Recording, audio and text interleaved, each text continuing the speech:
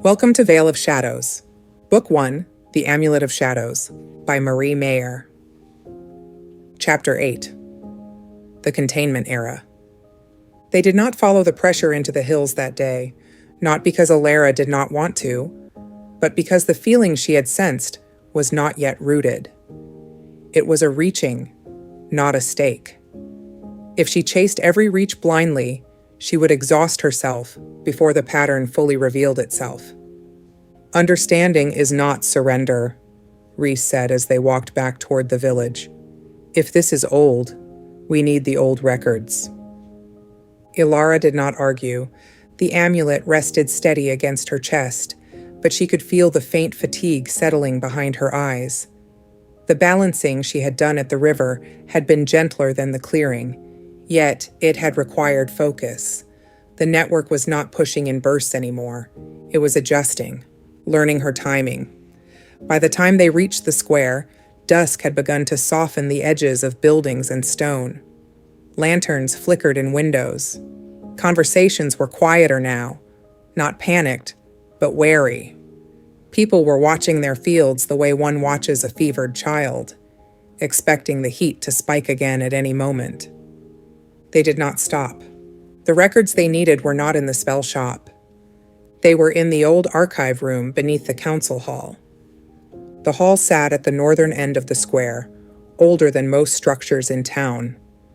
Its foundation stones were darker, rougher, pulled from the river long before the manor had been built. Elara had been inside it countless times, for seasonal gatherings, for small disputes mediated in calm voices. But she had rarely descended below the main chamber. The archive door was locked. Reese did not look surprised. He reached into his coat and withdrew a small brass token, etched with the crescent sigil of the shop. "My father still provides warding materials for the council," he said quietly. "They don't mind if I consult older texts, provided I return them." Elara arched a brow. "Consult?" He gave her a look that suggested she should not press that word further. The token fit into a narrow slot beside the door.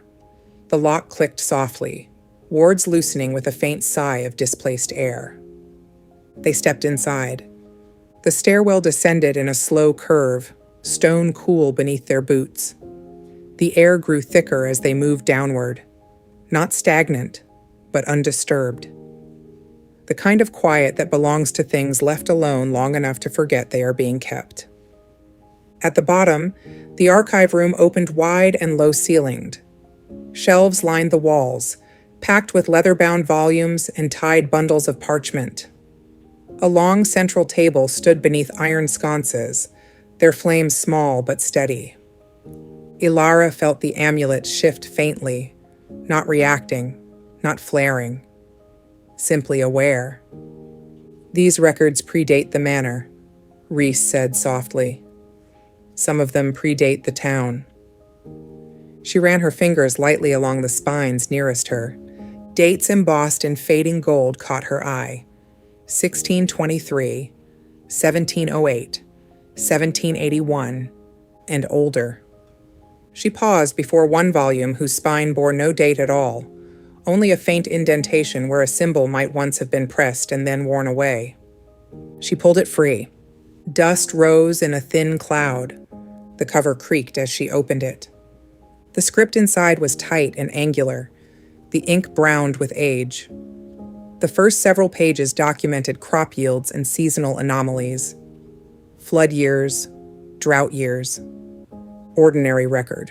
She flipped forward. Midway through the volume, the tone shifted. The handwriting grew sharper, more urgent. A small symbol appeared in the margin, a broken circle. Elara's pulse quickened. She turned the page slowly. The heading read, "On the Fractured Throne and the Containment Ring." Her breath caught. Reese stepped closer, reading over her shoulder. The entry was dated nearly 3 centuries earlier. "It is agreed that the throne cannot be destroyed by force. Its nature is to gather. To oppose gathering with gathering only strengthens its design." Elara's fingers tightened slightly against the page. Thus the ring was formed, not to rule, but to fracture the flow. Each anchor must remain incomplete. Each node must be held in dispersion, lest the throne reconstitute itself beneath root and stone. Rhys exhaled slowly. It was real, he murmured.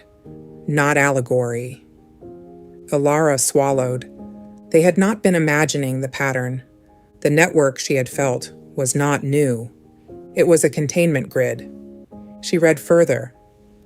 The ring was established at the deepest roots, where ley currents run oldest and strongest. Should the nodes fall into alignment, the throne would gather again. Thus the counterweight was forged and hidden at the fracture point nearest the heart. Her vision blurred slightly. The counterweight, the amulet, nearest the heart, her manor. Rhys's voice was very quiet when he spoke. Your house. Yes. Her mother had not hidden the amulet out of caution alone. She had hidden it because the manor stood on a fracture point of the ring. The hearth was not random stone. It was a seam. She continued reading. The ring cannot be held by force of will alone. It must be tended. Should it be neglected, dormant nodes may be mistaken for death. They are not dead. They are waiting. Elara closed the book slowly. The air in the archive room felt heavier now. They let it go, she said softly. Rhys nodded grimly. Or they believed it stable enough not to tend. Or they forgot, she whispered. Centuries passed. Records thinned. Belief faded. The ring slipped from vigilance into myth. And now, someone was tracing its lines again. She moved to another shelf, scanning titles more urgently now. Her fingers brushed a thinner volume bound in faded blue cloth. This one was newer, no more than 25 years old. She opened it. The handwriting was familiar. Her mother's. Elara's breath caught. The entry was brief. The ring remains dormant, but not inert. There are faint fluctuations beneath the western ridge. I suspect someone has rediscovered fragments of the throne's design.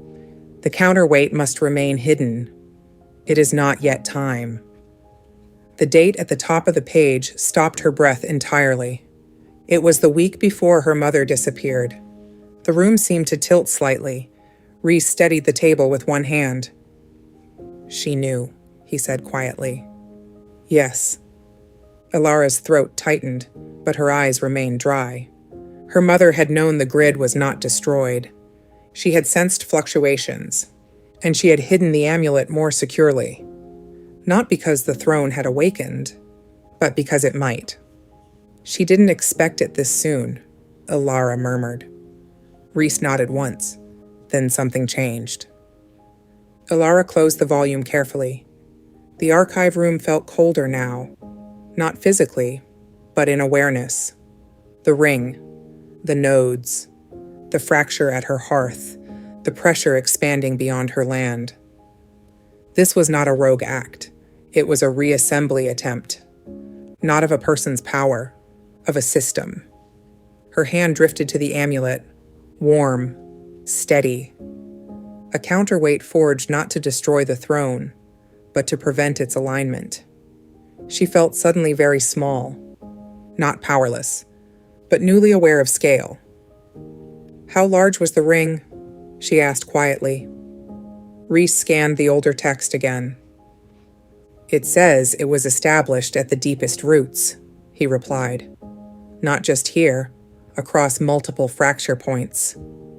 Elara's breath slowed. If the nodes are spaced, she said slowly, and someone has begun reactivating them, then it won't stop at the river, Rhys finished.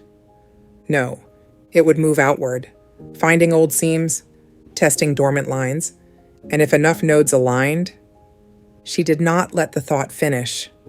Instead, she closed both volumes and placed them carefully on the table. We need to map it, she said. Rhys looked at her sharply. The ring. If it once existed, there will be records of where the nodes were placed. Her jaw tightened slightly. If someone is retracing them, we need to know where they'll go next. Reese nodded slowly. And if we find them first? We fracture them before they align. The word fracture felt different now. Not destruction, disruption, preservation of balance. Elara took one last look around the archive room. These shelves had held the knowledge of the ring for centuries, and still it had slipped toward dormancy. Neglect had nearly undone what force could not. She turned toward the stairs. As they ascended back into the night air, the amulet's warmth remained steady. But beneath that steadiness, she felt something else now. Not pressure, not yet, but awareness expanding at the edge of her senses. As if somewhere along the oldest roots of the western ridge, a faint line of the ring had just trembled. Not from activation, but from recognition. Someone had noticed that the fracture point at the heart had awakened again. And this time, it had not gone unanswered. Thank you for listening to the Amulet of Shadows. If you'd like to continue the journey, the next chapter is available in the playlist. Until then, may the balance hold.